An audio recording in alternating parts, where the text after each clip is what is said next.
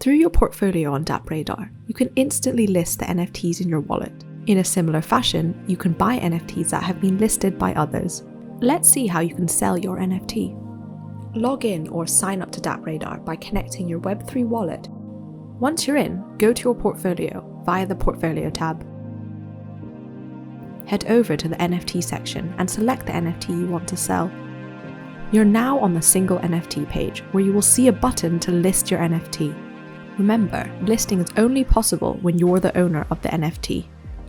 When you click on the List Your NFT button, a menu will appear where you can set the price of your listing. This will be a set price, not an auction listing. You can then choose the listing dates for your sale. When you're done, select Continue to Summary. Here you will see all the details of your NFT listing in case you want to make final changes. Note that there is a standard 2.5% fee from OpenSea, while DappRadar currently doesn't charge fees.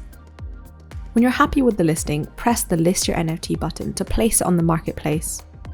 You will then get a confirmation, and that's it. Your NFT is now available to be sold.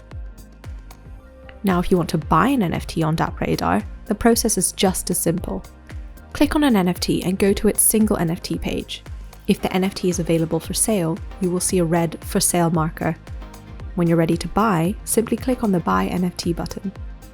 This will trigger a transaction in your Web3 wallet. If you don't have enough funds in your wallet, you can easily add funds to buy Ethereum using your credit card. But if you already have the funds, you will just need to select Buy Now. As always with sending tokens or NFTs on the Ethereum blockchain, there are transaction costs involved. When your transaction is processed by the blockchain, the NFT will be yours to enjoy, show off, hold, or sell.